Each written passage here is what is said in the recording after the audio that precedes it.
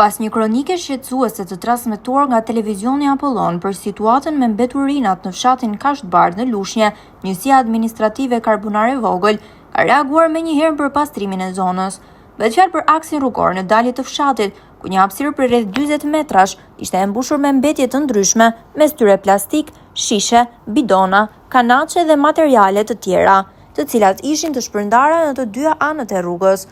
Pamjet e transmetuara nga televizioni Apollon sollën në vëmendje shqetësimin e banorëve dhe të qytetarëve që përdorin këtë aks rrugor. Reagimi i njësisë administrative Karbunare Vogël ka qenë i menjëhershëm. Punojësit e pastrimit kanë ndërhyrë në terren, duke grumbulluar mbetje dhe duke sistemuar të gjithë hapësirën. Sot, ky segment rrugor paraqitet i pastruar, ndërsa drejtuesja e njësisë administrative Nexhmia Rapi u bën apel banorëve që mbetjet i depozitojnë në kontinierët e vendosur pranë zonës e jo t'i hedhin në hapësirat publike.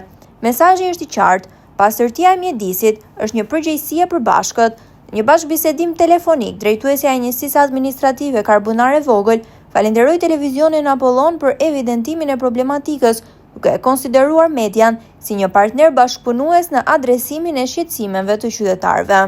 Reagimi i menjëhershëm i strukturave vendore tregon se problematikat e evidentuara përmes medias mund të shërbejnë si një ur komunikimi mes qytetarëve dhe institucioneve, një ndërhyrje konkrete pas një shqetësimi të bërë publik që rikthen pastërtinë në një nga akset më të frekuentuara të zonës.